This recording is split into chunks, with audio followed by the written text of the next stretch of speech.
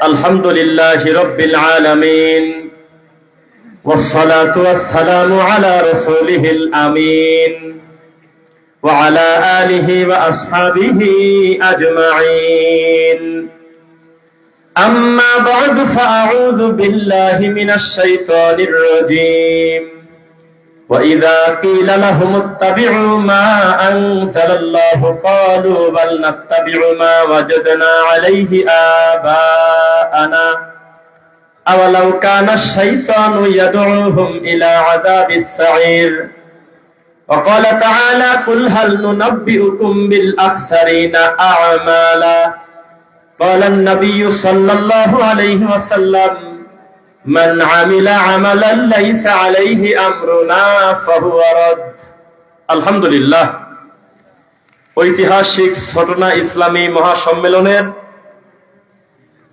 ৬৫তম বার্ষিক ইসলামী মাহফিলের প্রথম দিনের একদম শেষের দিকে আল্লাহ আমাদেরকে এনেছেন। আল্লাহ শুকরিয়া আদায় করছি, আলহামদুলিল্লাহ। শান্তি অবতীর্ণ হোক সেই রাসূলের উপরে, যে রাসূলের আদর্শ বাস্তবায়নের জন্য ৬৫ বার চেষ্টা করেছে এলাকার মানুষ আল্লাহর রাসূলের কথাগুলো মানুষের কাছে পৌঁছানোর জন্য। সেই রাসূলের উপরে দরুদ ও সালাম, আল্লাহুম্মা সাল্লি আলাইহি আল্লাহুম্মা বারিক আলাইহি। কেমন আছেন সকলে? ঠান্ডাতে বক্তা শ্রোতা, আমাদের পাবনার ভাষায় বলে সবাই কাহিল। এরপরেও যেহেতু আল্লাহ আমাদেরকে এনেছেন, আপনাদেরকেও এনেছেন, দীর্ঘ সময় বসে আছেন। আমাদের সামনে কতজন বসে আছে সেটা আমরা মেটার করে কোনোদিনও বক্তব্য দেই নাই। ইনসাফ করে চেষ্টা করবে 1 ঘন্টা বা তার কাছাকাছি সময় কথা বলার। চলন্ত ধর্ম বনাম চূড়ান্ত ধর্মের উপরে আল্লাহ তুমি তৌফিক দাও, আল্লাহুম্মা আমিন। যেই যেই বিষয়ে বক্তব্য দিলে মার খেতে হয়, যেই যেই বিষয়ে বক্তব্য দিলে এই বক্তব্যের প্রভাবে বিপরীত দিক থেকে অবস্থা খুব খারাপ হয়, যেই যেই বিষয়গুলো আমরা ফুটিয়ে তুলতে পারি বলে আমাদের অন্তরের দাবি, আল্লাহর ইচ্ছা, তার একটা বড় বিষয় হলো চলন্ত ধর্ম বনাম চূড়ান্ত ধর্ম। আমরা সরাসরি আলোচনায় যাব, আল্লাহ তুমি তৌফিক দাও। এর পূর্বে আমি আল্লাহর বান্দাদের মুখে আমার রবের তাকবীরটা শুনতে চাচ্ছি। জীবিত আছেন কিনা? লিল্লাহি তাকবীর, লিল্লাহি তাকবীর, আলহামদুলিল্লাহ। লোক যাই হোক, এনার্জির কোনো কমতি নেই, আলহামদুলিল্লাহ। আপনাদেরকে চলন্ত ধর্ম আর চূড়ান্ত ধর্মের পার্থক্য বোঝাতে গেলে প্রথমে বোঝাতে হবে পায়খানায় ঢুকলে, টয়লেটে ঢুকতে কিন্তু এলেম লাগে, তাকে জানেন? এলেম ছাড়া টয়লেটে ঢোকা যায় না, ঢোকার পরে বসাও যায় না, বসা আরো বিপদ। যদি হাইকোর্ট হয়, গ্রামের একটা নিরীহ লোককে ধরে নিয়ে যদি হাইকোর্টে বসায় দেন তো গোলায় ফেলবে। ও বুঝতে পারতেছে না এখানে কাজটা কি, সুইচ কোনটা।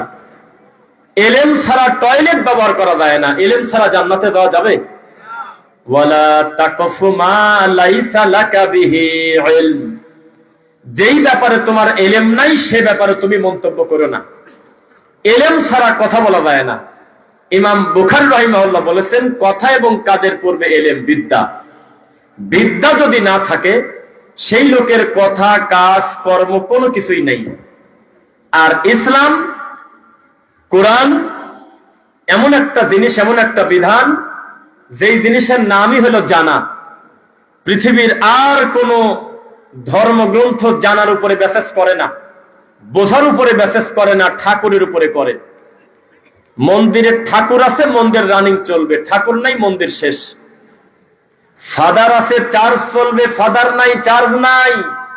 গৌতম বুদ্ধ আছে, বৌদ্ধ ধর্ম আছে, উনি নাই, বৌদ্ধ ধর্ম নাই। এই পৃথিবীর যত ধর্ম আছে ইসলাম বাদে প্রত্যেকটা ধর্ম জেনে বুঝে আমল করার কোনো কিছু নাই তার ভিতরে।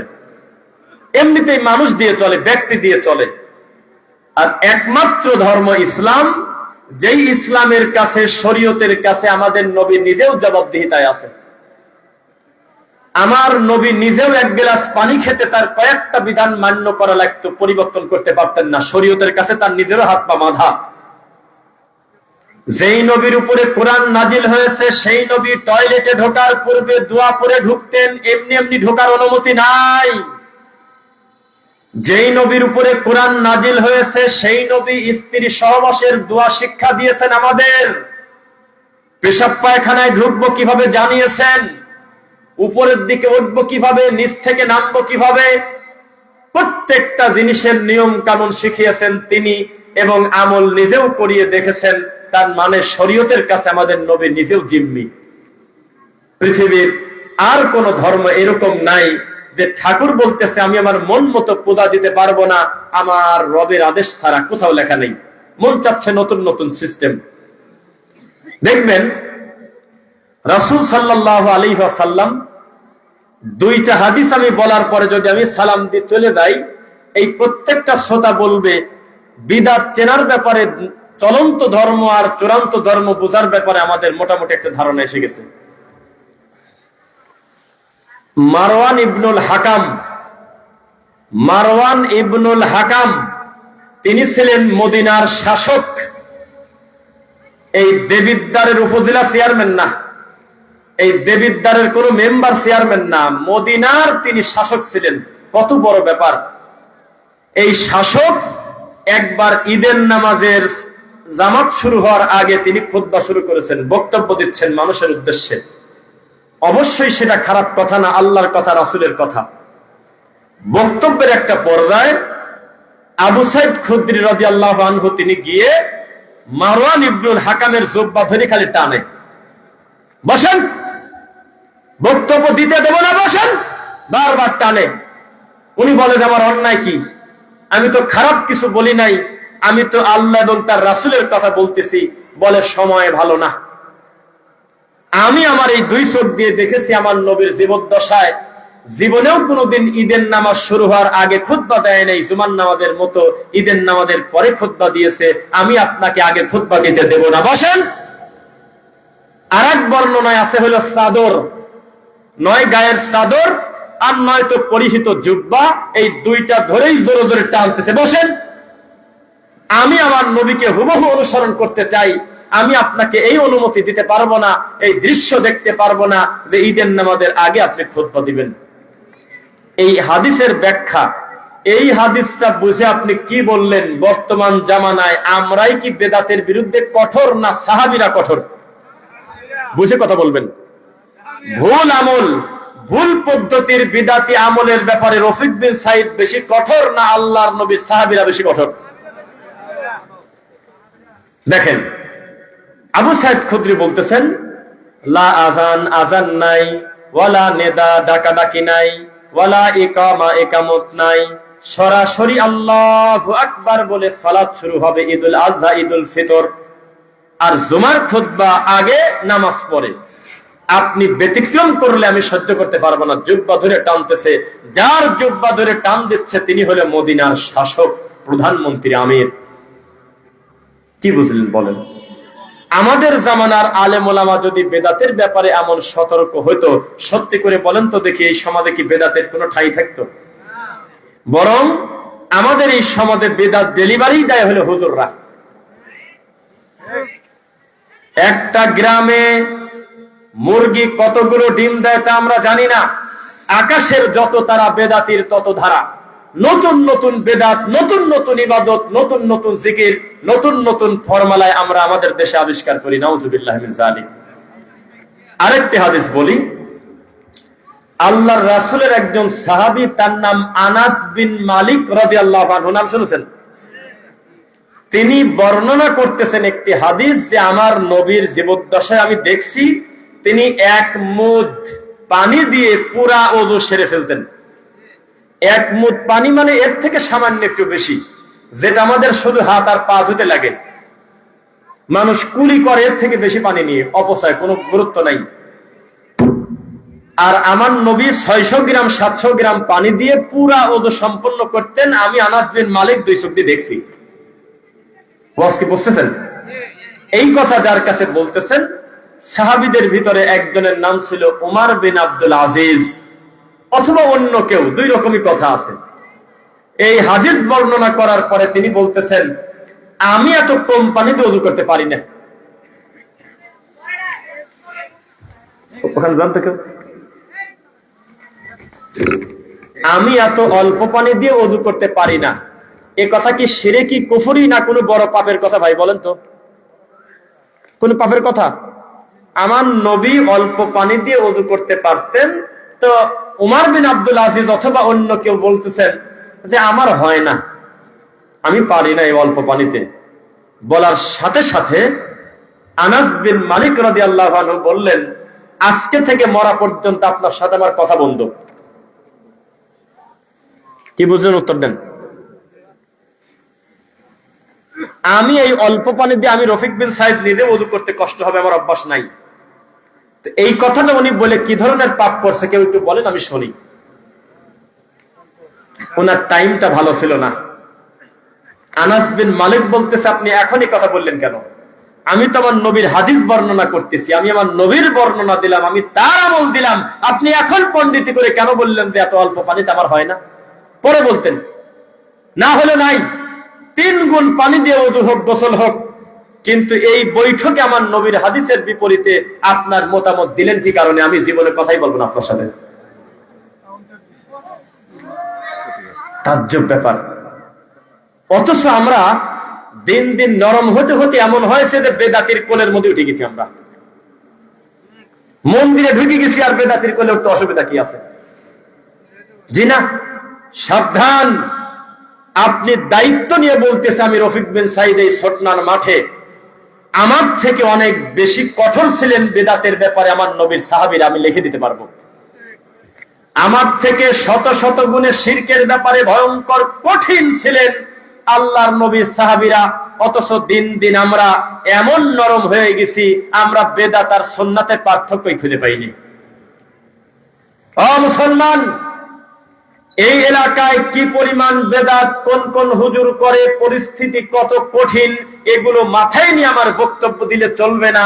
বেদাতকে বেদাত আর শিরকে শিরিক বলাটাই হলো আমার ইবাদত, না বললে আমি খেয়ানত করলাম।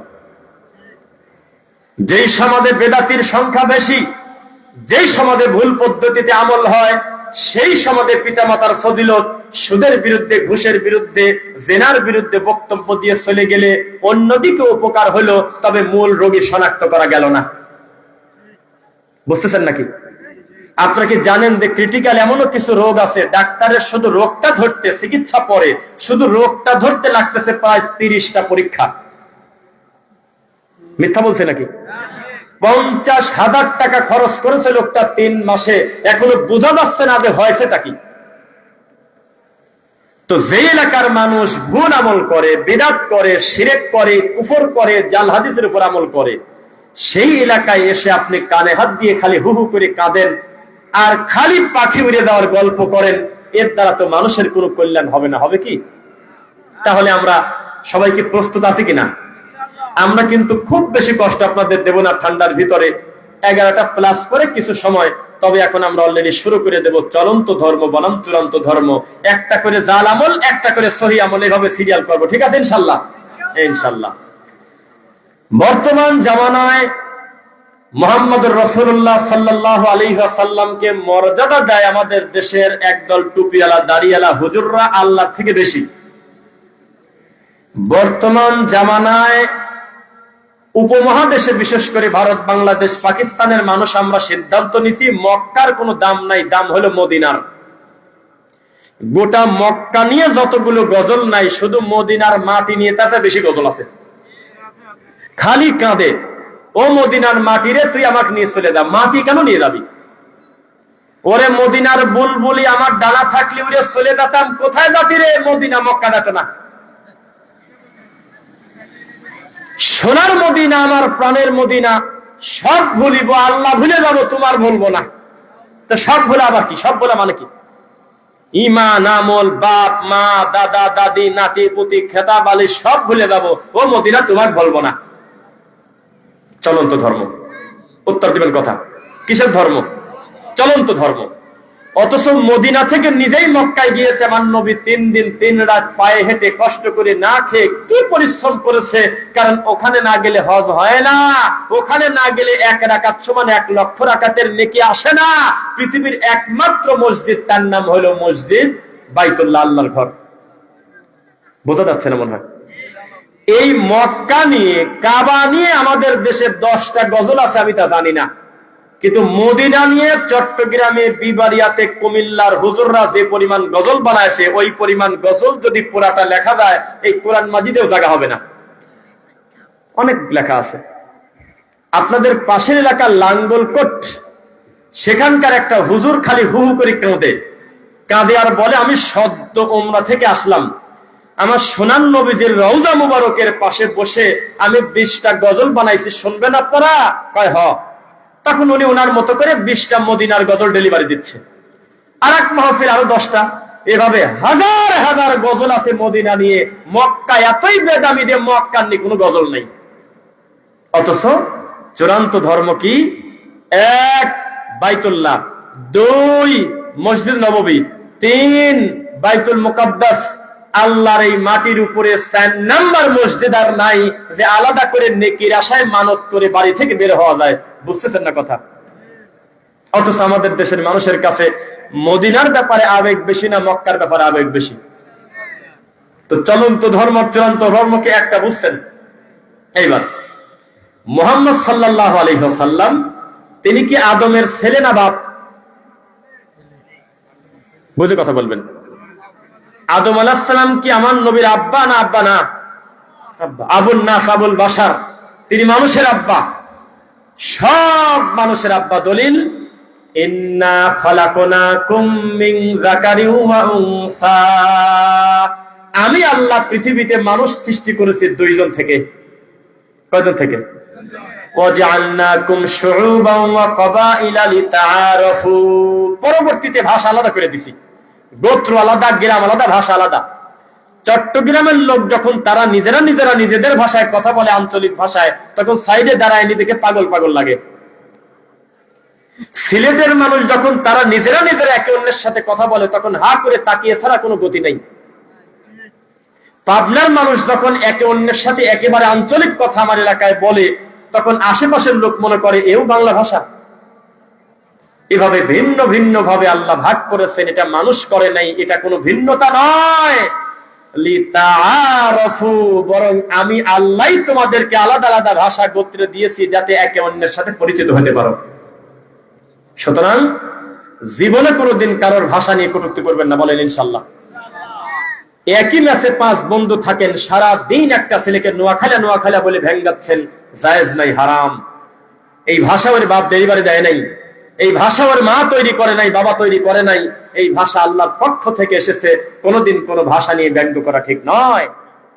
আপনি চট করে একটা লোকের বরিশাল বাড়ি, বরিশাল্লা বলে আপনি ব্যঙ্গাবেন, যে না, ও কষ্ট পাক বা না পাক, কোন জেলাকে নিয়ে, ভাষাকে নিয়ে ব্যঙ্গ করার অধিকার আল্লাহ আপনাকে দেন নাই। কেন? ইন্না আকরামাকুম ইনদাল্লাহি আতকাকুম, আল্লাহর কাছে ভাষার দিক থেকে, গুণের দিক থেকে, রক্তের দিক থেকে, বর্ণের দিক থেকে কে বড় সেটা ম্যাটার করে না। সবচেয়ে বেশি ভালো সে যার তাকওয়া যত বেশি। কি বেশি? তাকওয়া তত বেশি। আচ্ছা, এবার চলন্ত ধর্ম আর একটা বলি। মুহাম্মদুর রাসূলুল্লাহ সাল্লাল্লাহু আলাইহি ওয়াসাল্লাম তিনি আদমের সন্তান। এই ব্যাপারে কোনো সন্দেহ আছে আপনাদের? আদমের ছেলে। তো আদমের ছেলে, বাপ একেবারে খাঁটি মাটি থেকে তৈরি। কি থেকে তৈরি? মাটি থেকে তৈরি, তরব। তার থেকে আমরা সবাই আসছি। তাহলে কি আমরা মাটির বাইরে না মাটি থেকে? কারণ বাপ হলো মাটি। তা আমাদের নবী সাল্লাল্লাহু আলাইহি ওয়াসাল্লামকে কিভাবে জানি আমাদের এই দেশে বড় করতে করতে, সম্মান দিতে দিতে একটা পর্যায়ে বলল, আমার নবী মানুষই না। কি? উনি হলো নূর। একজন কয় জাতি নূর, একজন কয় সিফাতি নূর। বুঝতেছেন নাকি? মানে আমাকে প্রশ্ন করতেছে বিবারিয়া বালসারামপুর যে মিলাদ কি দাঁড়া পড়বো না বসে পড়বো। তো প্রশ্ন দেখে আমি বুঝলাম যে অন্যান্য আমার সালাফি ভাইদের প্রশ্নের মধ্যে একজন কবর পূজারীর প্রশ্ন ঢুকে গেছে। তো প্রশ্ন ধরে আমি বললাম যে মিলাদি তো চলে না, তুমি দাঁড়া পড়বে না, বসে পড়বে না, শুয়ে পড়বে, তাকে আমি জানি না, জিনিসই তো চলে না, পুরা জিনিসই বাতিল। শুয়ে পড়বে না, ঘুমাসি থাকবে, তাকে আমি জানি নাকি। তো জাতি নূরও না, সিফাতি নূরও না। মুহাম্মদ সাল্লাল্লাহু আলাইহি ওয়াসাল্লাম হলো মাখলুক, আল্লাহ হলো খালেক। তবে আল্লাহ তার মর্যাদা এত বেশি দিয়েছেন যে তিনি বলেছেন, ফাইন্নামা আনা আব্দু, নিশ্চিতভাবে আমি আল্লাহর বান্দা আগে, তবে ফাকুলু আব্দুল্লাহি ওয়া রাসূলু, তোমরা শুধু আব্দুল্লাহ আর আমি মুহাম্মদ আব্দুল্লাহ এবং রাসূল। বুঝতেছেন নাকি? তার মর্যাদার কম বেশ আছে, কিন্তু মাটির তৈরি মানুষ হওয়ার ক্ষেত্রে আপনি আর আমি যেমন, তিনিও মানুষ। সম্মানের আকাশ পাতাল ব্যবধান, সম্মানের ব্যবধান বিশাল। কিন্তু আপনি বেশি বাড়াবাড়ি করতে গিয়ে কথা বলতে পারবেন না যে আমার নবী মানুষই না, তিনি জাতি নূর, সিফাতি নূর। এটা হলো চলন্ত ধর্ম। চূড়ান্ত ধর্ম কি? চূড়ান্ত ধর্ম হলো মা তাদরিমাল কিতাবু ওয়ালাল ঈমান। হ্যাঁ নবী, একটা সময় আপনি জানতেন না কিতাব কি, ঈমান কি, আমি আল্লাহ পরে আপনাকে জানাইছি। কি ধর্ম এটা? চূড়ান্ত ধর্ম। বুঝে কথা বলবেন। আমি যত সময় বক্তব্য দেব আপনাদের মনে হবে যে লোকটা ইনসাফ করতেছে ইনশাআল্লাহ। আমি বলতেছি, হে নবী, একটা সময় ছিল মায়ের পেট থেকে আমি আপনাকে যখন বের করছি তখন আপনি জানতেন না। বুতুনি হাদা, আমি যখন মায়ের পেট থেকে বের করছি আপনাকে তখন আপনি জানতেন না কিতাব কি আর ঈমান কি, আমি পরে আপনাকে জানাইছি। এই কথা কার বলতেছে? কার? মুহাম্মদ সাল্লাল্লাহু আলাইহি ওয়াসাল্লামকে। এটা কি চলন্ত ধর্ম না চূড়ান্ত ধর্ম? আর চলন্ত ধর্ম বলতেছে মুহাম্মদ সাল্লাল্লাহু আলাইহি ওয়াসাল্লাম তো দূর কি বাত, স্বয়ং আব্দুল কাদের জিলানীও মায়ের পেট থেকে খালি খালি আসে নাই, 18 পারা প্যাকেট করে নিয়ে আসে। দেখেন একজন বেদাতি কত বড় খারাপ। আমি যে বক্তব্যে বলি যে বেদাতি মার্ডার কেসের আসামির চেয়ে বড় আসামি, আপনি আমার থেকে বুঝে নেন। একজন বেদাতি যখন বেদাত করে তখন সে জানে না যে তার নিজের অজান্তেই কোরআনের কোনো না কোনো আয়াতের বিরোধিতা তার হচ্ছে, আমার নবীর কোনো না কোনো হাদিসের বিরোধিতা করেই একটা বেদাতের জন্ম হয়েছে, ও বুঝতে পারে না। দলিল, আব্দুল কাদের জিলানী 18 পারা মায়ের পেট থেকে নিয়ে আসছে। এই আকীদার হুজুর যদি কুমিল্লা, চট্টগ্রাম, বিবাড়িয়া, সিলেটে বেশি না থাকে তাহলে আমি মিথ্যুক। এখন যদি ভোটাভুটি হয়, চট্টগ্রামে যদি ব্যালট বাক্স দেওয়া হয়, গণতান্ত্রিক পদ্ধতিতে ভোট হয়, বিবাড়িয়াতে যদি ব্যালট দেওয়া হয়, চট্টগ্রামে যদি ভোট হয়, আব্দুল কাদের জিলানী মায়ের পেট থেকে 18 পারা নিয়ে আসছে, হ্যাঁ। আর এই পাশে লেখা থাকবে আব্দুল কাদের জিলানী খালি খালি আসে, 18 পারা নিয়ে আসে নাই, না। চট্টগ্রামে বাতিল বেশি ভোট পাবে, এখানে হকের পরাজয় হবে। এই ব্যালট বাক্সতে বেশি ভোট পড়বে না। আর বিবাড়িয়াতে হলে তো কোনো কথাই নাই, একেবারে বিনা প্রতিদ্বন্দ্বিতায় তাকবীর দিয়ে উঠে যাবে 18 পারা নিয়ে। তার মানে জমিনের বহু ফয়সালা আল্লাহর বিরুদ্ধে, জমিনের বহু ফয়সালা আমরা করতেছি আমার রাসূলের বিরুদ্ধে, কিন্তু সেটা প্রতিষ্ঠিত হয়ে গেছে। তো কোনদিন কোরআন পড়তে পড়তে পড়তে পড়তে একটা দিনও যদি কোরআনের আয়াতটা পড়তো তার সামনে, আমি মোট পড়ে আপনার আমার সাথে উপরে নিত।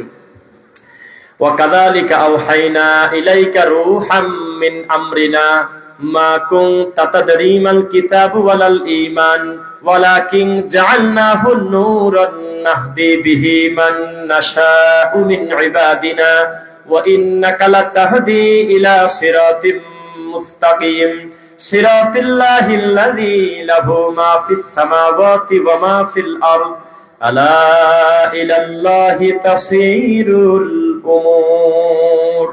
আছে এই আয়াতটা কত হুজুর কিরাত পরে বিশ্বাস করেন, যেই যেই আয়াত দিয়ে বেশি বেশি সালাত করা হয়, মাগরিব, এশা, ফজর, তার একটা হলো এইটা। জীবনেও যদি দেখতো যে আমার নবীকে আল্লাহ বলতেছে, হে নবী, আপনি কিন্তু একটা সময় জানতেন না ঈমান কি, কিতাব কি, আমি জানাইছি আপনাকে। বুঝতেছেন নাকি? আমি জানাইছি। তাহলে মায়ের পেট থেকে আমার নবী কত পারা নিয়ে আসছে আপনাদের মনে হলে বলেন তো? এক পৃষ্ঠা, এক আয়াত, কিচ্ছু না। পরবর্তীতে আমার আল্লাহর দয়ায় তিনি শিক্ষিত হয়েছেন। বালাগাল উলা বিকামালিহি না কামালিহিল্লাহ, একা একা তিনি কামালিয়াত অর্জন করেন নাই, আল্লাহ কামালিয়াত দেশের জন্য তিনি পাইছে। এটা হলো আমাদের আকীদা। আর বেদাতীদের আকীদা কি? বালাগাল উলা বিকামালিহি, মুহাম্মদ একা একাই উপরে চলে গেছে। শুনছেন কথা? তা আপনাকে আমি বলি, চূড়ান্ত ধর্ম হলো মায়ের পেট থেকে যখন আমরা এসেছিলাম, বুতুনি উম্মাহাতিকুম লা তা'লামুনা শাইআ, মায়ের পেট থেকে যখন আমি তোমাকে বের করছি তখন তুমি কিছুই জানতে না। এটা হলো আহলুস সুন্নাহ ওয়াল জামাতের অফিশিয়াল আকীদা। আর বেদাতীদের আকীদা কি? যে না, মায়ের পেট থেকে বাঘের আকৃতি নেওয়া যায়, ব্যাঙের আকৃতি নেওয়া যায়, সাপ হওয়া যায়। এই দিকের একটা হুজুর মরে গেছে, নাম বলবো না, আল্লাহর কাছে তার হিসাব চলে গেছে, আমরা মৃত মানুষকে গালি দেব না। উনি বলতেছে মায়ের পেটে ইমাম আবু হানিফার বয়েতে ইমাম শাফি 2.5 বছর মায়ের পেটে আটকে ছিল। উনি একটা পর্যায়ে বের হতে চাইছিল, যখন 10 মাস 10 দিন হয়, 11 মাস হয়, 9.5 মাস হয়, তখন ইমাম শাফি একবার চেষ্টা করছিল আমি ওকে দিয়ে দেখি দুনিয়ার হাল কি। তখন দেখেন ইমাম আবু হানিফা এখনো মরে নাই, মোটামুটি সমাজে কাজ কাম ভালো হচ্ছে, তখন ভিতরে ঘাপটি মারি বলছে আমি 3 বছর থাকবো, নড়াচড়া করবো না। এ হলো হুজুর। নাউজুবিল্লাহ মিন যালিক। অথচ একই টাইমে একাধিক নবী আল্লাহর দাওয়াতি কাজ করছে এই দুনিয়াতে। 11টা সহিহ হাদিস আছে। কয়টা? একাধিক নবী একই টাইমে আল্লাহর দাওয়াতি কাজ করছে, দিনের কাজ। কোনদিন কেউ বলে নাই উনি আছে আমি ঘরে চলে গেলাম, কোনদিনও বলে নাই। এই তো আমাদের সমাজ। অন্তত 30টা চলন্ত ধর্ম বনাম চূড়ান্ত ধর্ম বলবো, যেগুলো রেকর্ড থাকবে, গোটা জাতি পরবর্তীতে দেখবে ইনশাআল্লাহ। 3 নাম্বার, আমাদের এলাকায় কুমিল্লাতে, পাবনা, চট্টগ্রাম, বিবাড়িয়া, এই সমস্ত এলাকায় 99% বেশি যদি না হয় তাহলে আমি মিথ্যুক, মরা মানুষকে দাফন করতেছে মাটি দেওয়ার সময় পরে মিনহা খলাকনাকুম ওয়া ফিহা নুঈদুকুম ওয়া মিনহা নুখরিজুকুম তারাতান উখরা। মিথ্যারা সত্য বলছি। আজকে থেকে 2019-20 সালে আমি আর ডক্টর ইমাম হোসেন হাফিজাহুল্লাহ আমরা দুইজন আমার এলাকায় গেছিলাম ওয়াজ করতে। সেই এলাকায় ওয়াজের একটা পর্যায়ে বলছিলাম যে মৃত মানুষকে দাফন করার সময় মিনহা খলাকনাকুম ওয়া ফিহা নুঈদুকুম ওয়া মিনহা নুখরিজুকুম তারাতান উখরা, এটা পড়ার কোনো দলিল নাই। এই কথা বলে আমি চলে আসার পরে 3 মাস আমার সমালোচনা হয়েছে। জুমার খুতবায় ইমাম সাহেব আল্লাহর কোরআন বের করে বলতেছে, দেখেন দেখেন, মিনহা খলাকনাকুম ওয়া ফিহা নুঈদুকুম ওয়া মিনহা নুখরিজুকুম তারাতান উখরা। পাইছেন সবাই? বললো হ্যাঁ পাইছি। কয় তাহলে বক্তাদের বললো নাই? তখন এলাকার লোকজন বললো আসলে তো মিথ্যা কথা বলে গেছে, এই যে কোরআনে আছে তাও পড়া যাবে না। এটা হুজুরটা বোঝায়। এই হলো হুজুরদের দলিল। আমরা যখন বলি যে এটা বেদাত, হুজুর কয় যে তোমার যে সামনে যে চেয়ার আছে চেয়ারও তো বেদাত, তোমার সামনে মাইক আছে মাইকও তো বেদাত। নাউজুবিল্লাহ পড়েন। উনি এখনো বুঝতে পারে নাই যে বেদাত কাকে বলে। বুঝতো কিভাবে? এটা একটা আশ্চর্য দেশ, যেই দেশে বেদাত চর্চা হয় বলে নাউজুবিল্লাহ। তো যে কথা বলতেছিলাম, পরবর্তী বছর খালি অপেক্ষা আছে আরেকবার দাওয়াত দাও, দেয় না। একবার পরে আরেকবার পাইছি 22 সালে। তখন আমি মাঠে গিয়ে বললাম সূরা ইয়াসিন পড়া ভালো না খারাপ? সবাই বলল বিশাল ভালো। তো বললাম যে তুমি স্ত্রী সহবাসের পূর্বে সূরা ইয়াসিন পড়লে অসুবিধা আছে কিনা? তখন আর কেউ কথা বলে না। আমি বললাম কেউ যদি স্ত্রী মিলনের পূর্বে আল্লাহর কোরআন মাজিদের সূরা মুলক পুরাটা শেষ করে তার কি পরিমাণ পাপ হবে? সামনের লোকজন বলতে পারে না। তখন আমি বললাম যে শয়তানি করার কারণে জাহান্নামে দেওয়া লাগতে পারে, বেদাত করার কারণে। এটা সূরা মুলকের দোষ না, জায়গা ছাড়ি অজায়গায় করার দোষ।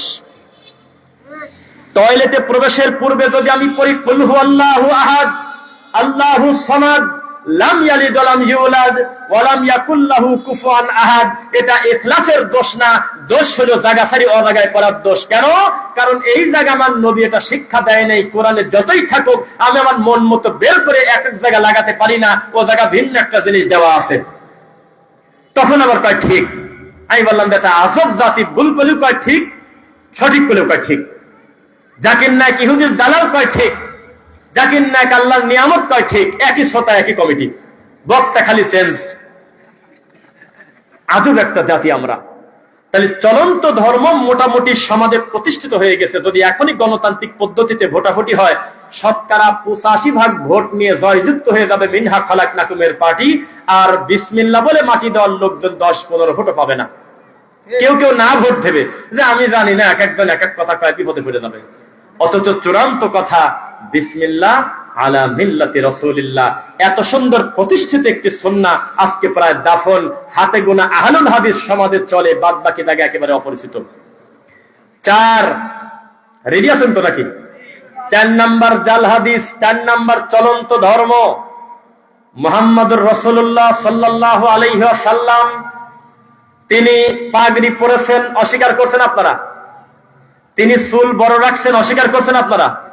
আমার নবী মুহাম্মদ সাল্লাল্লাহু আলাইহি ওয়াসাল্লাম লাউ পছন্দ করতেন, লাউ, কদু, লাউ পছন্দ করতেন খেতে, অস্বীকার করছেন আপনারা? তার মানে এটা কোনো পালনীয় ইবাদতের হালাল হারাম কিছু না, এটা তার পছন্দনীয় সুন্নাহ। তা আমাদের এলাকায় প্রতিষ্ঠিত একটা জাল হাদিস মিথ্যা কথা আছে, সেটা শুনবেন নাকি? সেটা হলো পাগড়ি মাথায় দিয়ে নামাজ পড়লে 70 গুণ সওয়াব বেশি হয়। কয় গুণ? 70 গুণ নাকি বেশি হয়। আল্লাহ, আমার প্রতিটা কথা তোমার কাছে রেকর্ড। আমি যখন একটু একটু সালাফি মানহাজ বুঝতেছি, পুরাটা দিন বুঝি না, এখনো তরিকাপন্থী আছি, তখন আমি সামনে দাঁড়িয়ে আমি সালাত পড়তেছি। ওই গ্রামে মারা গেছে কোন একজন লোক, জোহরের পর জানাজা। তো ওই সময় কিন্তু বাইরের লোকজন আসে, তার আত্মীয় স্বজন, জানা বোঝা লোক আসে না মৃত্যু মানুষ মারা গেলে। তখন একামত যখন শেষ, আমি আল্লাহু আকবার বলবো, সঙ্গে সঙ্গে একটা লোক পিছন থেকে আমার পাঞ্জাবি টানছে, আল্লাহ তুমি সাক্ষী। তখন আমি দাঁড়িয়ে গেলাম, কি হয়েছে? পাগড়িটা পরি নেন। আল্লাহর ঘর মেম্বারের উপর থেকে পাগড়ি, সবুজ পাগড়ি ধরে আমার হাতে দিয়ে বলতেছে পাগড়িটা পরেন। তখন আমি দেখলাম ওনার সাথে ঝগড়া করা তো আমার কাজ না, আমি পাগড়িটা পরলাম। পরার পরে সালাত শেষ করে মাইয়েত এখনো যেহেতু আসে নাই, ওনাকে জিজ্ঞাসা করলাম যে আপনার পরিচয় কি? আমি চরমোনার নাম্বার 1 খাদেম। আচ্ছা, তো এই পাগড়ি পরার বিষয়টা আপনি আমাকে এভাবে পড়ালেন, বিষয়টা কি? তো বলে যে আপনাকে একটা বড় বিপদ থেকে বাঁচাইছি, কারণ আপনার পিছনে বহু মুসল্লি আছে, তাদের মাথায় পাগড়ি, আর পাগড়ি বিহীন অবস্থা নামাজ আর পাগড়ি পরা নামাজের পার্থক্য 70 গুণ নাকি কম বেশ। তো মুসল্লির মাথায় পাগড়ি আর ইমামের মাথায় যদি পাগড়ি না থাকে, আপনি ফেসে যাবেন পরকালে, আমি আপনাকে বাঁচাইছি। তখন আমি অত ভালো বুঝি নাই, পরবর্তীতে দেখলাম যে হাদিসটা তো চায়নার হাদিস রে। এই হাদিসের তো কোনো দাগ নাম্বার, নকশা, খাজনা খারিজ, ভায়া দলিল কিছুই নাই, এমনি চলতেছে। এটার নাম হলো চলন্ত ধর্ম বনাম চূড়ান্ত ধর্ম। আল্লাহ, তোমাকে সাক্ষী রেখে বলতেছি, আমি এই ছোটনাবাসীকে বোঝাতে পারবো না, আমার পাবনা সুজানগরের প্রতিষ্ঠিত একটা জাল হাদিস চলন্ত ধর্ম, পাগড়ি পরে যে নামাজ পড়ে না, তার নেকি 70 গুণ কমে গেল, পরে নাউজুবিল্লাহ। অথচ পাগড়িকে আমরা কোনো সময় অগ্রাহ্য, অমান্য, ব্যঙ্গ বিদ্রুপ করি নাই, তবে এটা নেকির কম বেশের জিনিস না, মাথা ঢাকার জিনিস, পছন্দনীয় সুন্নাহ। এই বাংলাদেশে কেউ যদি লাউ কদুর তরকারি না খায়, তার যদি ভালো না লাগে, তার গুনাহ হবে না।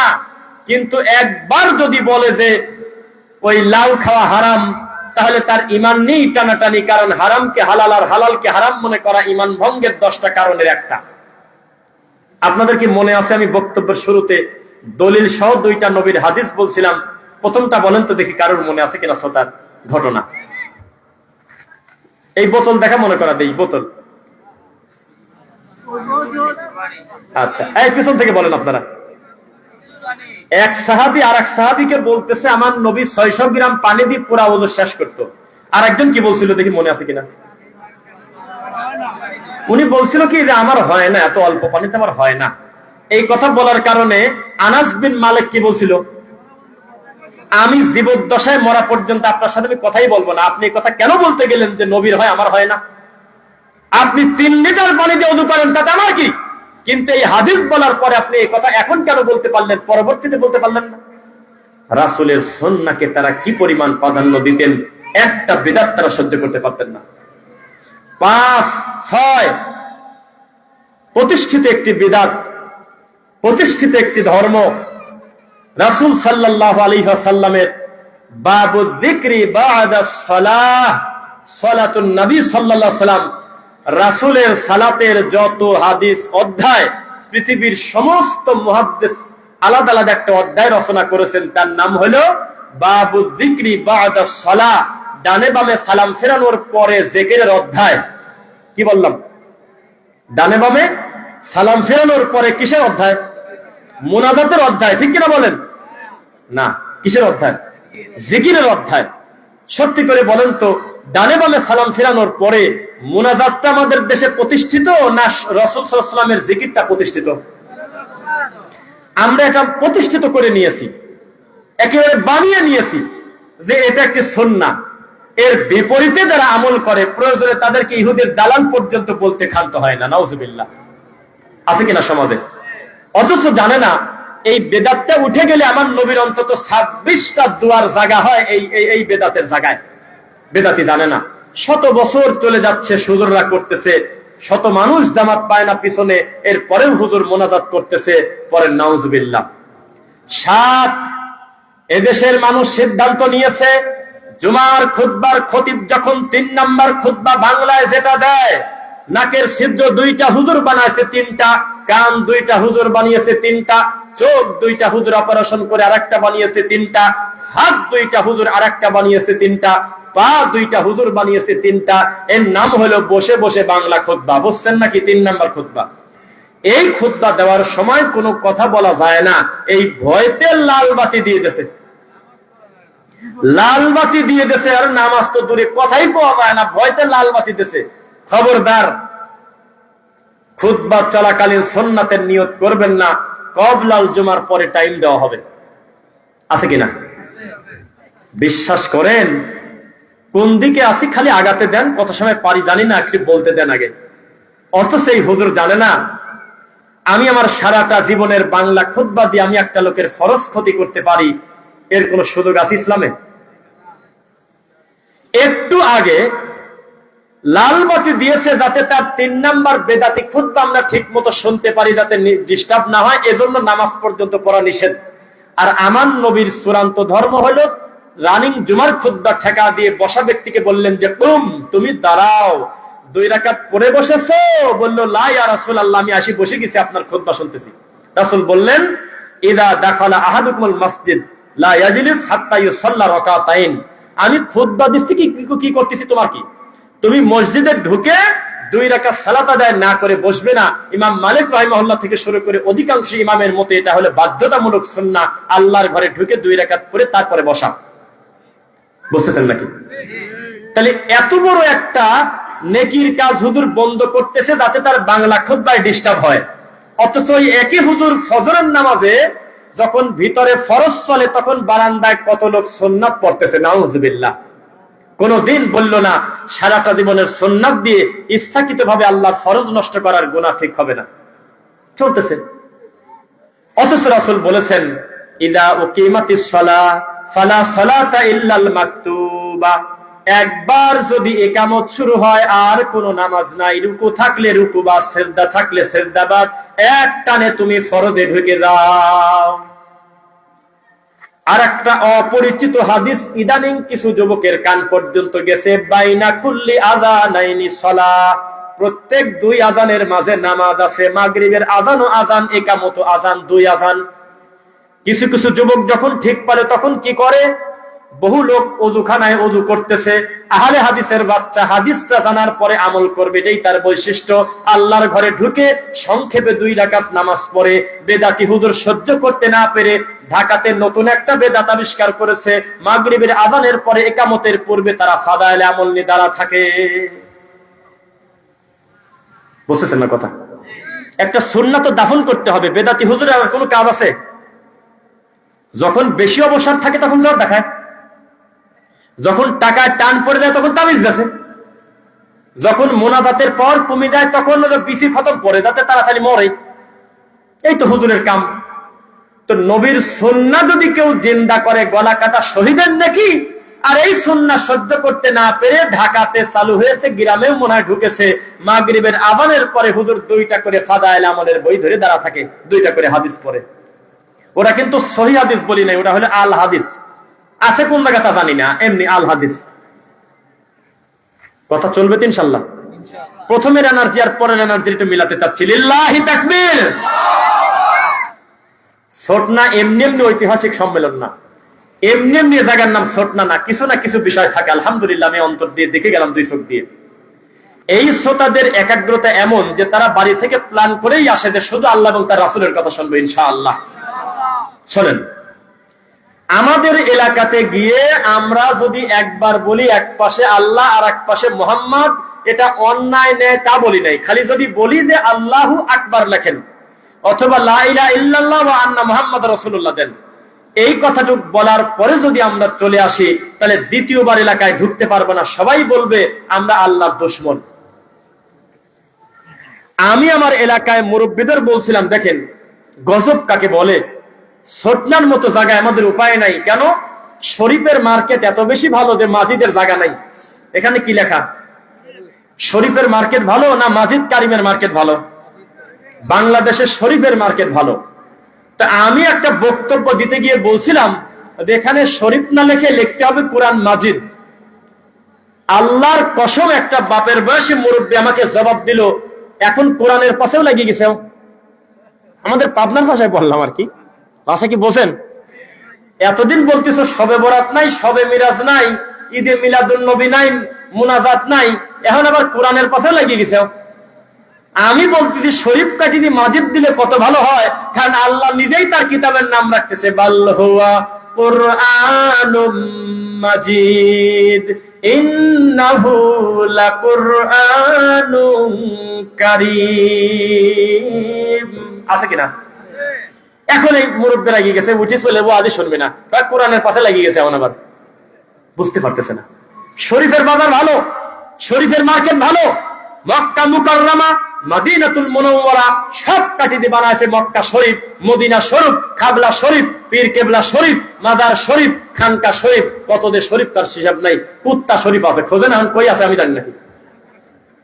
যদি মনে করেন যে খেতাশা, তাহলে আমি দেখা দেবো। যদি বলেন যে ল্যাংটা শরীফ, আমি দেখা দিচ্ছি। কুত্তাশা খুব দ্রুতই ডেলিভারি হবে, লিখে রাখেন, এটা বাংলাদেশ। এই দেশে ঘোড়াশা আছে, ঘোড়াশা। যদি না থাকে আমি মিথ্যুক। কি ঘোড়াশা? ঘোড়াশা কোথায় আছে? কুমিরের পূজা করা হয় এই দেশে, কুমিরের। ওরে ধলা পাহাড় আয় রে, ওরে কালা পাহাড় আয়। এই কথা বলে একটা মহিলা অসুস্থ, তিনি একটা ছাগল মানত করেছে ধলা পাহাড়কে খাওয়াবে। ধলা পাহাড়ের যদি ডাকে ডাকে চলে আসে, তাড়াতাড়ি খায় ফেলে, তাহলে তার আশা পূর্ণ হয়ে গেল। তখন ওই পচা পানি একটু মুখে দিয়ে হু হু করে কাঁদে আর বলে, ধলা পাহাড় তোকে ধন্যবাদ। কি করবেন বলেন? কোথায় যাবেন বলেন আমাকে? এই চট্টগ্রাম রুটের এই জেলাগুলো পরিস্থিতি কত খারাপ। এই হুজুরদের অফিসিয়াল আকীদা, মরা পীরের টয়লেটের পাশে একটা পুকুর আছে, মরা পীরের পাশে। ওই পুকুরের পানি একটা বক্তা খাচ্ছে রাত তখন 12টা, আর লোকজন ভিডিও করতেছে। তখন এই পানি খাচ্ছে আর বলতেছে, এই পানি খাওয়ার কারণে আমি যত জোরেই ওয়াজ করি আমার গলা বসে না। এই তো আকীদা, এই তো তাদের বুঝ, এই তো তাদের জবাবদিহিতা। ঘোষণা দিয়ে দিচ্ছে আল্লাহর ধন রাসূল নিয়া, আল্লাহ গেছে নাই হয়ে, রাসূলের ধন খাদাই নিয়া শুয়ে আছে আজমিরে, কেউ ফেরে না খালি হাতে, গাঁজা ছাড়া একা একা। কি বিপদ! কোন কি নিয়ে আসে তা কয় না, খালি কয় খালি হাতে আসে না, কি নিয়ে আসে তা কয় না। নাউজুবিল্লাহ পড়েন। চলন্ত ধর্মের পরিস্থিতি এত কঠিন যে বক্তব্য দিচ্ছে আমরা 46 মিনিট মনে হয় কেবল হয়েছিল। বাম পাশে পাথর দিয়ে মারছে 4টা, 6 জায়গা কেটে দিয়েছে। সফর সঙ্গীর কপাল কাটা, আর এক ভাই আসাদুল্লাহ নামে একজনের ঠোঁট কাটা, একাধিক ভাই আমরা রক্তাক্ত হয়ে গেলাম। আমাদের অন্যায় কি? আমরা বলেছিলাম যে সব ইমাম একমত, হানাফি মালিকি শাফি হাম্বলি বুঝি না, এই ব্যাপারে আমরা একমত। এই রাজশাহী বাঘা শাহী মসজিদের কবরে যারা সেজদা দেয় তারা মুশরিক, এই কবর ভাঙতে হবে, এই নীতি রাসূল বলেছেন। সহ্য করতে না পেরে আমাদেরকে মারছে। পরিস্থিতি কত কঠিন! দাওয়াত এত সহজ না। ছোট্ট ছোট্ট নাবালক বাচ্চা কোরআনে হাফেজদেরকে নিয়ে আসছে আরএফএল সিআর লাঠি হাতে করে, ওই ছেলেটার মতো আমাদেরকে যাতে মারা যায়। কারণ তারা মনে করেছে আমাদের মারলে জান্নাতে দেওয়া যাবে। জান্নাতে দেওয়ার আশা ছাড়া আমাদের মারতে আসার কথা না। কোরআন পড়া বাদ দিয়ে আরামের ঘুম রেখে এই কনকনে শীতের ভিতরে আমাদেরকে মারতে আসা চারদিখান ইমান না, জান্নাতে দেওয়ার আশায় এই মালিক কাম করছে। মীমাংসিত বড় বড় পাপের ব্যাপারে কুমিল্লাবাসী একমত হয় না, দেবিদ্বারবাসী। কিন্তু কোন এলাকায় যদি দেখা যায় এই এলাকার লোকজন মসজিদে ঢুকে জুমার খুতবার সময় নামাজ পড়ে না, এই লোকটা পড়লো কেন, তার নামে প্রয়োজনে বিচার বসায়। চলন্ত ধর্মের পরিস্থিতি এমন কঠিন, আমি ঘন ঘন বলতে থাকবো। কবরের চারপাশে 4টা লাঠি গাড়ে, কবরের মাঝখানে খেজুরের ডাল দেয়, দলিল দিচ্ছে নবীর কথা। নাউজুবিল্লাহ মিন যালিক। এই নবী জীবনে 3 নাম্বার কবরে খেজুরের ডাল গাড়ে নাই, জিবরাইলও তাকে বলে নাই। নিচে হলো গায়েবের ব্যাপার, আমার নবী জানতেন না যে কোন কোন কবরে আযাব হচ্ছে। জিবরাইল আলাদা করে জানাইছিল কি কারণে আযাব হচ্ছে সেটা পর্যন্ত বোঝানোর জন্য। তবে তিনি বলে নাই যে চিরস্থায়ী ঠিক হবে, এটা ভিজা থাকা পর্যন্ত ঠিক হবে। আমি চলে গেলাম, আমার নবী তার পরের খবর জানে না। হাদিস শেষ। এইটাকে টান দিয়ে নিয়ে এসে 2025 সালে এখনো পর্যন্ত বাংলাদেশে অধিকাংশ মরা মাটি দেওয়ার পর কবরে খেজুরের ডাল গাড়ে। সত্য না মিথ্যা? এই তো চলন্ত ধর্ম। ক্ষমতা থাকলে চলে যান বিবারিয়াতে, ক্ষমতা থাকলে চট্টগ্রামে একটা খাদেম মরে গেছে, কি একটা সুন্নি মরে গেছে, ওখানে খালি একবার বলেন খেজুরের ডাল উঠান, খেজুরের ডাল দেওয়া বেদাত, আপনার পিঠে সামলাই থাকবে না। চলন্ত ধর্ম প্রতিষ্ঠিত হয়ে গেছে সমাজে। বিশ্বাস করেন, মরা মানুষের কাছে কোরআন না পড়লে তাবিজ কবজ বিক্রি না করলে, এই দৃশ্যমান পাপের সাথে যুক্ত না থাকলে আমাদের দেশের অধিকাংশ হুজুরদের অটো চালিয়ে খেতে হতো। এই 2025 সালে তাদের বেতন মাত্র 8,000-7,000 টাকা। একদিন অটো চালালে তার 1,000 টাকা রুজি আছে, মাস শেষে তার 30,000 টাকা থাকে। আর হুজুরের বেতন 8,000। ব্যাপারটা কি? তারপরেও কোনো অসুবিধা নাই, 30 বছর ইমামতি করে, কারণ বেতনের টাকায় হাতি দেওয়া লাগে না, তাবিজ বেশি আর মরা খায়া টাকা তৈরি নেয়। এই তো সমাজের চিত্র। চলন্ত ধর্মের অবস্থা এত কঠিন, ভুল ধর্ম এমন ভাবে প্রতিষ্ঠিত হয়ে গেছে। কামেল মাদ্রাসার মুহাদ্দিসকে বললাম, আপনি যে এই যে মরা মানুষকে কেন্দ্র করে খাদ্যের অনুষ্ঠানে আপনি যে মুনাজাতটা করলেন, আসলেন, এটা কি জায়েজ আছে? কয় আছে। দলিল?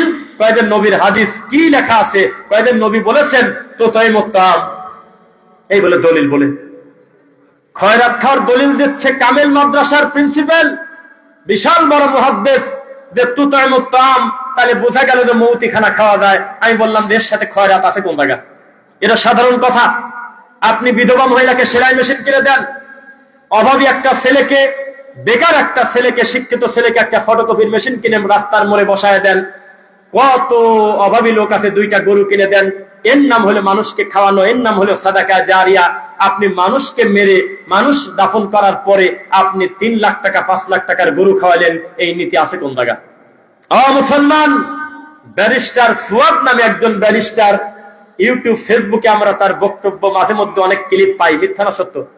এই ব্যারিস্টার ফুয়াদ একটা দুঃখ করেছে, এই কথাগুলো যদি আজকের দিনের হুজুররা শোনে, মুখের উপরে জুতা দিয়ে পিটার দরকার। এই হুজুরদের একা একা নিজের জুতা দিয়ে নিজা কেন? এই ব্যারিস্টার ফুয়াদ বলতেছে, আরে আমার আফসোস, নিজের টাকা খরচ করে সুন্দর করে গোসল করে ভালো জামাটা গায়ে দিয়ে জায়নামাজ নিয়ে নিজের বাচ্চার হাত ধরে একা একা হুজুরের কাছে যায়। সপ্তাহে একটা দিন আমাদের এলাকার লোক ধরা দেয়, বুঝতেছেন না? সপ্তাহে একটা দিন চোর একা একা ধরা দিচ্ছে। কার সামনে? আরে কি কয়? হুজুরের সামনে। কোথায় ধরা দিচ্ছে? হুজুরের সামনে, মানে খুতবার টাইমে। বড় বড় পাপী সুন্দর সুন্দর জামা গায়ে দিয়ে, বড় বড় শিক্ষিত ভদ্রলোক, তারা চলে যাচ্ছে হুজুরের পায়ের কাছে বসে আছে। হুজুরের এই যে 1 ঘন্টা টাইম ছিল, এই 1 ঘন্টা যদি মন মতো ব্যাটারি চার্জ দিত, আমরা আশাবাদী 7 দিনের কাজ হয়ে যেত ইনশাল্লাহ। তো উনি বলতেছে, আফসোস, আমরা আশা করে যাচ্ছি আমরা, তবে হুজুর আমাদেরকে হতাশ করে ফেরত দিচ্ছে। কি ভাই শুনছেন এই বক্তব্য? শুনবেন? হ্যাঁ, উনি বলছে যে এটা আমাদের দুঃখ, যে আমাদের হুজুররা আমাদের কিছু দিতে পারে না। কথা কি মিথ্যা বলছে লোকটা? আমরা যখন আল্লাহর ঘরে মসজিদে যাই, বড় বড় ডাক্তার, বড় বড় MBBS ডাক্তার, ইঞ্জিনিয়ার, বড় বড় BCS ক্যাডার, বড় বড় শিক্ষিত লোক, master, high society educated person যারা যায়, গিয়ে দেখে হুজুর খুতবা দিচ্ছে, 12 চাঁদের 13 পূজার বই ধরে বলতেছে, আব্দুল কাদের জিলানীর বাপ বড়ই খাইছে, 18 বছর গোলাম খাচ্ছে। খাজা মঈনুদ্দিন চিশতির বদনার ভিতরে আরব সাগরের সব পানি ঢুকায় ফেলছে। আশরাফ আলী থানভীর কাছে কুত্তা মুরিদ হয়েছে।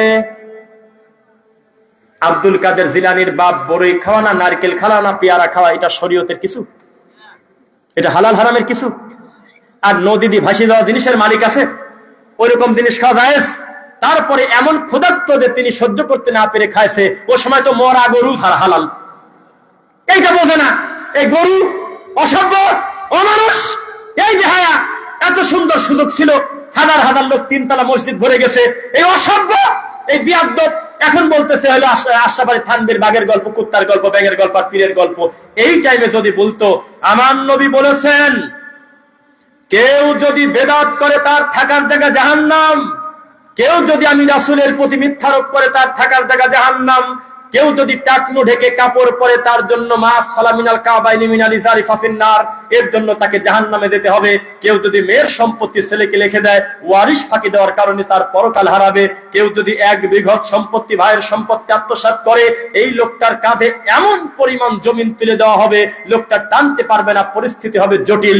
বাপের বেটার মতো যদি বক্তব্য দিত, তাবিজ এখন খুলে বুড়িগঙ্গা নদীতে ফেলে দেন, যেই বক্তব্য দিয়েছিলেন মাওলানা দিলওয়ার হোসেন সাইদি রাহিমাহুল্লাহ, আজকে থেকে প্রায় 30 বছর আগে। বাপের বেটার মতো যদি 1 ঘন্টা বক্তব্য দিত, প্রত্যেক অপরাধী বাড়িতে যেত চোরের মতো মাথা নিচু করে, বাবারে বাবা, এই পাপের এত বড় শাস্তি। আরে হুজুর খুতবা দিচ্ছে, 12 চাঁদের 13 খুতবা, হুজুর বলতেছে যে আগামী সপ্তাহে আপনাদেরকে আমরা এটার ফিনিশিং দেব। আশরাফ আলী থানভীর কুত্তার গল্পটা কি হয়েছিল, এই তো আফসোসের থেকে কোথায়, কেন আমাদের এত রাগ? আমাদের থেকে বেশি রাগ ছিল দিনের ব্যাপারে কোনো সারদান নাই। তার নাম বলেছি আবু সাইদ খুদরি। বলেন তো কোন শাসকের জুব্বা টান দিয়েছিল, বলেন দেখি, মনে আছে নাকি? ভাই কি বললেন? সাফওয়ান বিন মারওয়ান বিন হাকাম, মদিনার শাসক, প্রেসিডেন্ট খুতবা দিচ্ছে, তার জুব্বা ধরে আর শব্দ ধরে টানতে বসেন। ঈদের নামাজের আগে খুতবা দিচ্ছেন কি করে? পরে দেন, কয় লোকজন চলে যায়, চলে যেতে আমার কি, আপনি খুতবা দিবেন না? আর আমাদের হুজুররা নরম হতে হতে বেদাতিকে কোলে টানে নিয়ে বলতেছে যে রোজার পূজা একই। ঠিক বলেন আর যাই বলেন, 5ই আগস্টের আগের আহলে হাদিস আর 5 আগস্টের পরের আহলে হাদিস এক না, ইল্লা বা'দা শাই, কিছু ব্যতিক্রম, বাদ বাকি অধিকাংশ পল্টি নেছে। কি যে পায় হুশ কিতাব নাই। পলিটিক্যাল হুজুর, গণতান্ত্রিক মৌলবী হুজুর নাকি মন্দির আর মসজিদের পার্থক্য খুঁজে পায় না। হুজুর করছে, ওরে গণেশ আয় আমার বুকে আয়, ফেব্রুয়ারিতে ভোট। ওয়াইন তুতি আকসার মান ফিল আরদি ইউদিল্লুকা আন সাবিলিল্লাহ। ওরে ভাই, গণতন্ত্র প্রতিষ্ঠিতই করেছে ইহুদি খ্রিস্টান, যাতে নির্দিষ্ট করে কোন ধর্ম সেই রাষ্ট্রে প্রতিষ্ঠিত হতে না পারে। আমার বলার রাইট আছে, কারণ আমি পলিটিক্যাল সায়েন্সের উপরে মাস্টার্স করছি। আমি 2 চোখ দিয়ে তাকায় দেখছি গণতন্ত্রের প্রতিষ্ঠাতা যারা, তারা পর্যন্ত লেখছে গণতন্ত্র মানেই হলো আর এক ভাইয়ের প্রতি জুলুম করা, নইলে উপরে ওঠা যাবে না। গণতন্ত্র মানেই হলো মেজরিটি মাস্ট বি গ্রান্টেড, অধিকাংশ লোক যা বলবে সেটা, অথচ সরাসরি কোরআন বিরোধী। হ্যাঁ নবী, আপনি অধিকাংশ লোকের মতামত যদি মেনে নেন, তারা মূল রাস্তা থেকে আপনাকে গোমরা করে ফেলবে। কারণ অধিকাংশ লোক চলে অনুমান আর ধারণার উপরে। রাগ করতেছেন নাকি? আমি যে বলছিলাম একটু আগে, আমার আবুল কালাম ভাই আসার আগে, আজাদ ভাই আসার আগে, যে বিবারিয়াতে যদি ভোট হয় যে আল্লাহ উপরে, হ্যাঁ আল্লাহ কলবে নাই, কোন জায়গা না এই জায়গা লেখা থাকবে, এখানে আল্লাহ উপরে 20 নম্বর সূরা, সূরা তাহা আয়াত নাম্বার 5, একেবারে 98 ভোটে পরাজয় হবে। 2-1 ভোট পাবে, বেশিরভাগ এখানে বাতিল, বেশি ভোট পাবে তাহিরের গ্রুপ। তাহলে আপনি কিসের সাথে গণতন্ত্র মিলাচ্ছেন? আপনি একটা হুজুর মানুষ, আপনি বলতেছেন যে রোজার পূজা এক, আমাদের সময় এসেছে, আমরা এখন সব এক হয়ে যাব, সর্ষের তেল, পেট্রোল, পাম অয়েল, ডিজেল, নারকেল তেল, কেরোসিন তেল, জই সব মিশা ফেলবো। কি বলে এগুলো? আমার তাওহীদ আমি শিরকের সাথে মিশতে দেব না, আমার সুন্নাহ আমি বেদাতের সাথে মিশতে দেব না। এর কারণে যদি বাঘানা 64টা জেলায় যদি আমাকে মার খেতে হয়, রক্তাক্ত হয়ে যদি আমি মারাও যাই, পরবর্তীতে আমার ভাইয়েরা এসে দাওয়াত কাজ করবে, আমার সন্তানেরা দাওয়াতি কাজ করবে মাঠে। বিদআত এবং শিরকের ব্যাপারে বিন্দু মাত্র আপোষ নাই, বিন্দু মাত্র আপোষ নাই ইনশাআল্লাহ।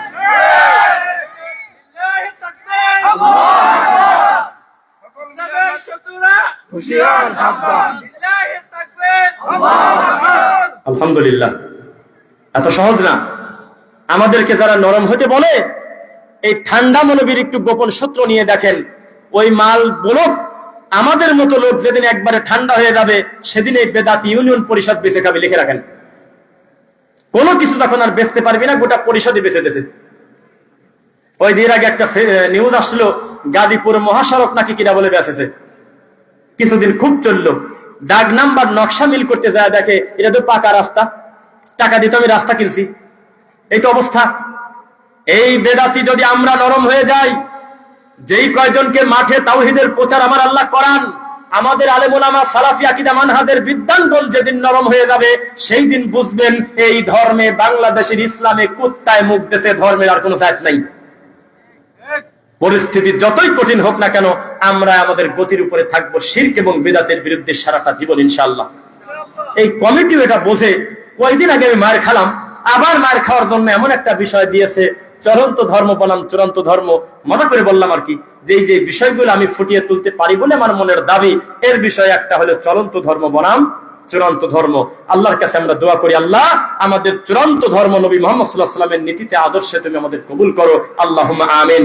ও মুসলমান, আর মাত্র কয়েক মিনিট কথা বলে আমরা রাসূলের পদ্ধতিতে দোয়া পড়ে যাব, কেননা আগামী দিন আমাদের সম্মেলনের একটি বড় অংশ রয়েছে। প্রথম দিন আমরা দ্রুত শেষ করার চেষ্টা করব। হাতে গোনা কয়েকটি কথা বলে সবাই খেয়াল করবেন, কিছু আমল দিয়ে দেয়। আমি আশা করবো আমার ভাইয়েরা সবাই এরকম করেন, প্লিজ এরকম করেন না। আমাকে দেখাবেন না তা বলি নাই, বলতেছি আমি কয়টা আমল দেবো, আমলগুলো আপনি গুনে নেবেন, এই আর কিছু না। মাগরিবের আজানের সময় ছোট ছোট বাচ্চাদেরকে আপনারা নিজের ঘরের বাইরে খোলা ছাদে নিবেন না, ইনশাল্লাহ পড়েন। 1450 বছর আগে ঘোষণা হয়ে গেছে, যদি নেও তাহলে সারা রাত বমি করতে পারে। দুষ্ট শয়তান দিন চলাফেরা করে, অবস্থা খারাপ, সারা রাত কান্নাকাটি করবে, বমি করবে, পাতলা পায়খানা করবে, আর হুজুর বলবে যে তাবিজ দিয়ে দিচ্ছি, বেঁচে থাকবেন ইনশাল্লাহ। আমল কি একটা পাইছেন ভাই? 2, এখন যদি হাত তুলতে বলি 10টা লোক হাত তুলবেন না। 1 মাসের ভিতরে যতবার স্ত্রী মিলন করেছি, নবীর পদ্ধতিতে দোয়াটা পড়ছি, কারা কারা হাত তুলতে বললে 10টা হাত উঠবেন আমি জানি, হাত তোলার দরকার নাই, লজ্জা পাবেন। তবে রাসূল বলেছেন যদি স্ত্রী মিলনের পূর্বে নবীর পদ্ধতিতে কেউ দোয়া না পড়ে, ওই সহবাসের জিন শয়তান শরীক হয়। যেই ছেলেকে নিয়ে আপনি গর্ব করতেছেন, হতে পারে ওই ছেলের অর্ধেক মালিকানা হলো জেন। এই জন্যই তো 2 বেলা গাঁজা খায়, 1 বেলা ভাত খায়, ডানে যেতে বললে বামে যায়।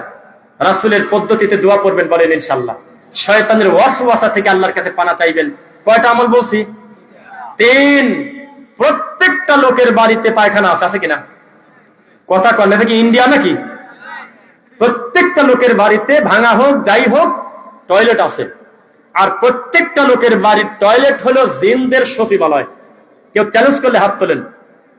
প্রত্যেক বাড়ির টয়লেট পায়খানা হলো জিনদের সচিবালয়, ওখানেই হলো তাদের মূল মিটিং এর কার্যালয়। নবী বলেছেন কেউ যদি আমি নবীর পদ্ধতিতে দোয়া না পড়ে টয়লেটে ঢুকে পড়ে, তাহলে তার ল্যাংটা ছবিটা জিন শয়তান দেখে ফেলেন। এখন সত্যি করে বলেন তো, এখানে যারা আছেন অথবা সারা বাংলাদেশে রাসূলের পদ্ধতিতে দোয়া পড়ে পেশাবখানা দেওয়ার লোক বেশি না কম? একেবারেই কম। কয়টা আমল দিছি ভাই? হ্যাঁ, তাহলে কয়টা আমল দেয় নাকি, যাতে বলার জন্য আমি শিখে গেলাম কিছু। 4, হোক না নিজের বাড়ি, হোক না দুলাভাইয়ের বাড়ি, হোক না মামার বাড়ি, উপরে ওঠার সময় আল্লাহু আকবার, নিচে নামার সময় সুবহানাল্লাহ, এই তাসবিহ পড়বেন, মনে থাকবে। 5, এখন মাহফিল থেকে বাড়িতে গিয়ে দেখতেছেন যে আপনার স্ত্রী এখনো বাসায় যায় নাই, মহিলা প্যান্ডেলই আছে, হতে পারে কিনা? তার মানে বাড়িতে কেউ নেই, আপনি জানেন। এরপরেও রাসূল বলেছেন কেউ নাই, তাতে তোমার কি? তুমি জোরে করে বলো আসসালামু আলাইকুম, এই কথা বলে যদি তুমি ঢোকো, তোমার বাড়িতে শয়তানের জায়গা বন্ধ হয়ে গেল। কয়টা হয়েছে? হ্যাঁ, 5টা। আরো আমল দেয় নাকি? 6। এই এলাকায় প্রবাসী বেশি, চরম সচ্ছল, আল্লাহ সামর্থ্য দিয়েছে। খবরদার, 3 মিনিটের জন্য হলেও জামার গলায় স্বর্ণের আংটি, স্বর্ণের মালা এগুলো দিবেন না, মনে থাকবে। কেন? রাসূল বলেছেন ইন্না হাদাইনি হারাম আলা যুকুরি উম্মতি। 2 হাত দিয়ে 2টা জিনিস ধরেছিলেন, এক হাতে ছিল রেশমি কাপড় আর এক হাতে ছিল স্বর্ণ। বলেছিলেন আমার উম্মতের পুরুষদের জন্য চিরতরে হারাম। খবরদার, প্রবাসী জামার গলায় 1 মিনিটের জন্য কোনো স্বর্ণের চেন দিবেন না, মনে থাকবে। কেউ কেউ বলে যে ওটাকে সারা জীবন পরবিনি নাকি, ও তো মেয়ের গলায় দিবিনি, একটু চেনটা দিই না বাও, বলে এটা করবেন না। কয়টা আমল দিছি আমি? কয়টা আমল? 7।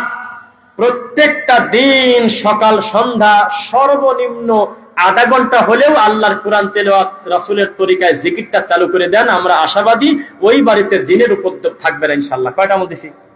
হ্যাঁ, 8।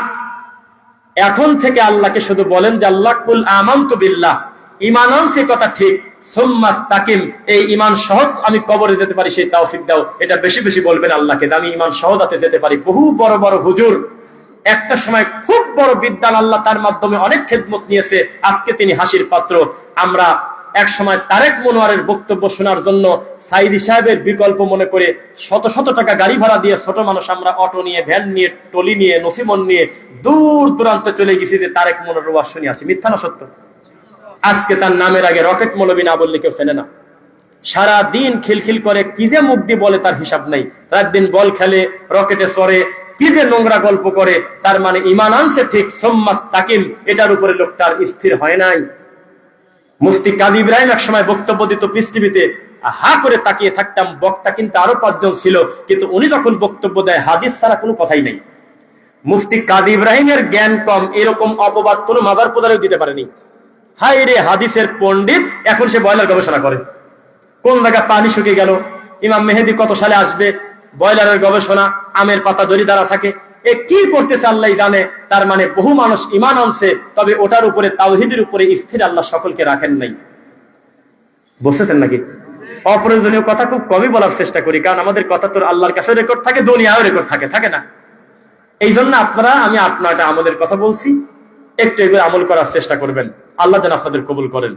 মা বোনদের জন্য কথা বলতে পারলাম না, ঝগড়া ফাসাদ বন্ধ করে পরিবারের সুখ শান্তি আনার জন্য চেষ্টা করবেন, ধৈর্যশীল হওয়ার ইনশাল্লাহ। পৃথিবীর সবচেয়ে দামি বিদ্যান মহিলা আম্মা জান আয়েশা, তার মুখের একটা কথা যদি আপনার মনে থাকে, জীবনে বউ শাশুড়ির যুদ্ধ লাগার কথা না, পরিস্থিতি খারাপ হলে আপনি চুপ থেকে ধৈর্য ধারণ করবেন। ফাসাবরুন জামিল। আম্মা জান আয়েশা বলছিলেন, আমার উপরে যতই জেনার অপবাদ আসুক না কেন, আমার ধৈর্য হলো ইউসুফ আলাইহিস সালামের আব্বা ইয়াকুব নবীর ধৈর্যের মতো। আর শাশুড়ি একটা কথা বলল, মুহূর্তের মধ্যে আপনি চোল ধরতে চলে গেলেন। ছেলের বউ একটা কথা বলেছে, দৌড়ে গিয়ে লাঠি হাতে করলেন, অথচ নিজের মেয়ের কত 18 বছরের অন্যায় মেনে নিয়েছেন, কত জায়গা কত কাজ করেছে সেটা নাই বা বলে জীবনে খারাপ লাগে নাই। পরের মেয়ে বিয়ে হয়ে আছে 3 মাস, আপনি মানুষের কাছে বলতেছেন আমার ছেলেকেই ডাইনি সব শেষ করে দিয়েছে। খবরদার, এই কথা বলে আপনি আপনার স্ত্রীর, ছেলের বড় ক্ষতি করতে পারেন নাই, মূলত ছেলেটাকেই দিন দিন ধ্বংস করে দিচ্ছেন। কালো চোখ পেকে যাচ্ছে, তার গোটা জীবন ধ্বংস হয়ে যাচ্ছে। খবরদার, মিনিমাইজ করে চলেন। ছাড় দেওয়ার মানসিকতা না থাকলে গোটা সমাজ ধ্বংস হয়ে যাবে। কথা বুঝতে পারলেন? আল্লাহর কাছে দোয়া করি, আল্লাহ যেন আমাদের পরিবারগুলোকে দিনের জন্য কবুল করেন। এই ঐতিহাসিক কুমিল্লা ছোটনা, আমার জানা মতে কুমিল্লার ভিতরে 65তম তাফসির বা ইসলামিক মাহফিল হয়, আমি আর কোথাও দেখি নেই। থাকলে হয়তো আছে, কিন্তু 65তম শুধু কোরআন হাদিসের বক্তব্য হয়। এবং এত বড় সম্মেলন, যেখানে প্রায় 30 জন, 20 জন, 50 জন দায়ী আলেম ওলামা, সারা বাংলাদেশের বড় বড় আলেম। আজকে আমি সবচেয়ে কুমাদামি আনছে আমার, তাই আমি চলে আইছি। এত বড় বড় আলেম ওলামা ধারাবাহিক ভাবে আসে, 2 দিন ব্যাপী সম্মেলন হয়। আল্লাহ, তুমি আয়োজকদের যারা টাকা দিয়ে, বুদ্ধি দিয়ে, শ্রম দিয়ে, মেধা দিয়ে সহযোগিতা করেছে, আল্লাহ তুমি সকলকে কবুল করো আল্লাহ। এখন আমি নাম ঘোষণা করছি, কারণ এই সম্মান আল্লাহ তাদেরকে দিয়েছেন। সভাপতি যিনি আছেন জনাব ইউনুস সাহেব, ঢাকাকে অসুস্থ, আল্লাহ তুমি উত্তম শেফা দাও, বলেন আমিন। তারপরে সহসভাপতি জনাব আবুল হোসেন বাবুল, আল্লাহ তুমি তাকেও দিনের জন্য কবুল করো, আল্লাহুম্মা আমিন। সম্মেলন পরিচালনা যিনি করতেছেন, তিনি আমার পাশে আমার কলিজার প্রিয় ভাই শেখ আবুল কালাম আজাদ, খতিব ছোটনা কেন্দ্রীয় জামে মসজিদ। আল্লাহ তুমি তার ইলমে বারাকা দাও, আল্লাহুম্মা আমিন। ভাই এত বিনয়ী, অন্যান্য লোক হলে বলতো যে বক্তাদের এসব দায়িত্ব আমি নেবো কেন, এত কষ্ট করতে হয়, পোস্টার পাঠাতে হয়, কোথায় আসলো কত হিসাব। এত বিনয়ী হয়ে, ধৈর্যশীল হয়ে ভাই আমাদের সঙ্গে ডিল করেছেন। আল্লাহর কাছে দোয়া করি, আল্লাহ তুমি তার মর্যাদা বৃদ্ধি করে দাও আল্লাহ। এছাড়া আমার পূর্বে বক্তব্য দিয়েছেন আমার বন্ধু প্রিয় মাহমুদ বিন কাসিম হাফিজাহুল্লাহ, শেখ শফিকুল ইসলাম, শেখ মুসলিউদ্দিন, ডক্টর মুকাররম বিন মোহসিন মাদানী হাফিজাহুল্লাহ সহ, আল্লাহ তুমি সকলকে দিনের জন্য কবুল করো, আল্লাহুম্মা আমিন। এখন আমি আমার ভাইয়ের অনুমতি নিয়ে, তিনি যখন বলবে যে হে মাহফিল সমাপ্ত করার অনুমতি দেওয়া গেল, তখন দোয়া পড়া হবে। এটা হলো মজলিসের আদব। আলহামদুলিল্লাহ। তাহলে আমার সাথে সবাই দোয়া পড়েন, সুবহানাকা আল্লাহুম্মা ওয়া বিহামদিক আশহাদু আল্লা ইলাহা ইল্লা আনতা আস্তাগফিরুকা ওয়া আতুবু ইলাইক। আসসালামু আলাইকুম ওয়া রাহমাতুল্লাহ।